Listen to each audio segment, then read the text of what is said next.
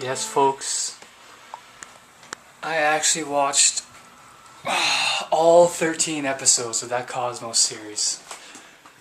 13 hours of science, space, and history.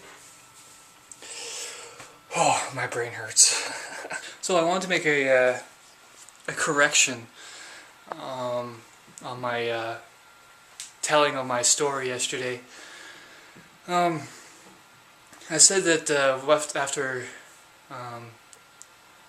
I got out of the hospital, I went to Edmonton, and when I left Edmonton, because of all the crack and everything, I went out back to my mother's place and went to rehab. I got that backwards. I actually went to rehab first, and then got out of rehab, lived with my uncle for a little while, and then finally got a place of my own, and then met these girls, and they introduced me to coke and the rocks and everything. And then my uncle found me, or came to visit me one night, just after I had finished my session with the girls, and he was still in his police uniform and everything. And I get a little knock on the door, and I look through the peephole, and I see a cop, and I have nothing but paraphernalia everywhere. Everywhere, and my place just reeked of burning rubber. But I saw him, and I opened the door, and he's like, "Can I come in?" I'm like, yeah. What was I going to say? No? He's a cop. I can't say no. If I say no, he's going to immediately know that something's up.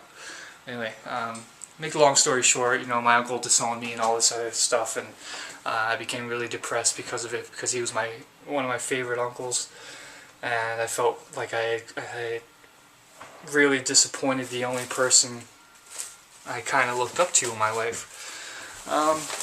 So I got really depressed. I popped a bunch of pills, about 250 of them actually, and proceeded to, become extremely sick. And when I realized that I wasn't going to die, I called the ambulance and told them I overdosed, and I had to get my stomach pumped, and I went into shock and all this other stuff. And apparently when you attempt suicide, there's one of two things that could happen. One, they can throw you in jail and charge you with attempted murder, which is actually legal. They can do that, depending on the circumstances, of course. Or two, they throw you in a mental hospital for 24-hour surveillance for at least a week. I was under 24-hour surveillance for a month. And then I was put into the general public, or the general population, for another month. And that's when my buddy Evan got a hold of the hospital. My mom somehow got a hold of him, or something or other. I don't know how he did it. But he got a hold of the hospital and spoke to me and promised me all that stuff, so I got him to talk to the doctors, and the doctors got me released, and off I went. And then when I left Edmonton, I actually did go back to my mother's place, and I was met by her and my aunt, who is a Salvation Army counselor, and they basically staged a mini intervention for me, and gave me two options. I could go back to rehab, or I could go to the streets, because I wasn't staying at her place. She was done. And she had everything going for her, and I just fucked everything up for her, which I feel kind of bad for. But I mean, she finally had enough, and so I decided to go live on the streets, and that's where I started making my road to recovery, because I used the streets as a way to start completely fresh. There was no further down in the rung I could have gone. It was either streets or dead. There's no in between there. All right. So I mean, once you're on the streets, that's pretty much it. So I used that as a way to, one, change my mentality about the people I was hanging out with, which being on the streets did very well, and two, stopped using all the drugs.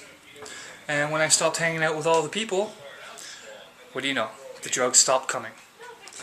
And that's why you see here where I don't go out, I don't hang out with people, I don't do anything. If I meet somebody who I feel is of a quality nature, I will hang out with them. But as you can see, I have no friends. So that tells you the type of people that I always end up being around. Anyway, that's a mouthful. I thought I just had to tell you guys that, just to clarify. Alright guys, you know what that means. Right there. Another 3 loads of laundry and $20 later. Look at this. That's from my clothes and how much crap and all the dust and everything is in the air. That's disgusting.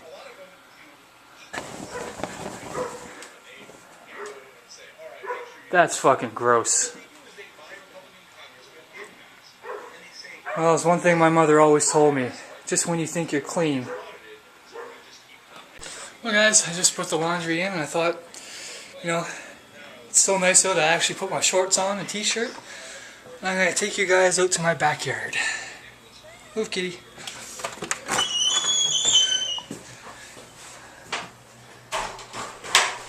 Alright, let's see here. Oh, cute wind.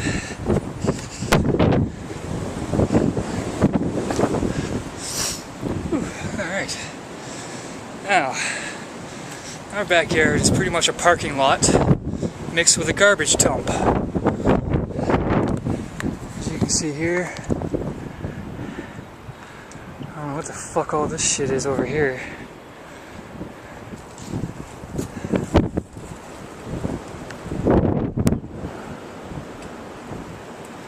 It's lovely to have in your backyard. Always nice to know that your backyard is a garbage dump. This is what the ghetto looks like, folks. And this over here is where I watch crackheads smoke their crack all the time. Right here. I'm pretty sure there's somebody camping out in there. I have to yell at them all the time to go smoke their crack somewhere else because I can't stand watching it. There's my window right there. Sky! Hi! What are you doing? Hi there, babies. What? What's up? What's up? Yes, hi. Hi. Well, I just met the wonderful crackhead who I was showing you lives in that little fucking green thing over there. Well, I just told him to go. I don't know if you can see his shopping cart, but he leaves his shopping cart here full of shit and all the bugs and flies come up and through my window and the smell and everything. So I just went and yelled at him and told him he's got 10 minutes to get that the fuck out of there or I'll move it myself. He's over there smoking crack right now. I told him, you got 10 minutes, if it's not gone in 10 minutes, I'll fucking move it myself. See, now what he does is those people in that house over there don't even know he's back there.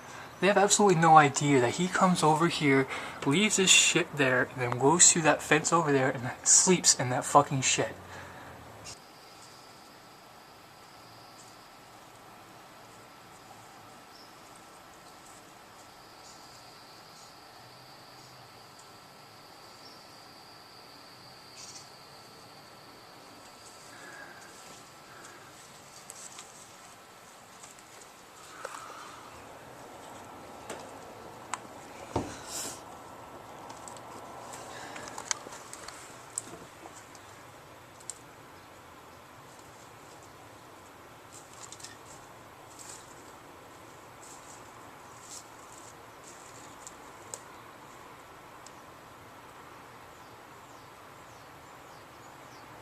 Really?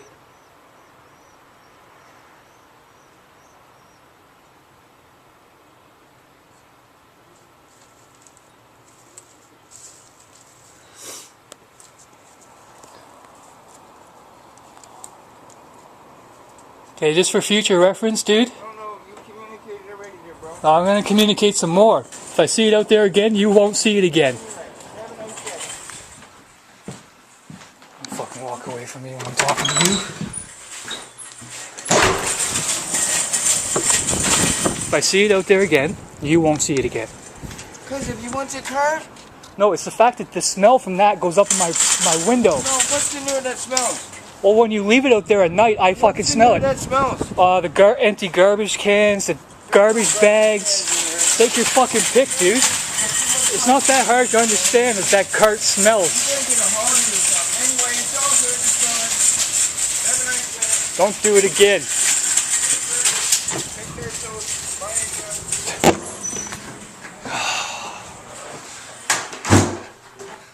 Fucking idiots. Come on.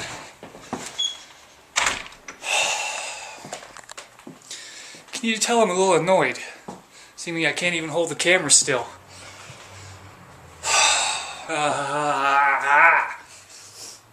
Alright guys, I'll end it there for today.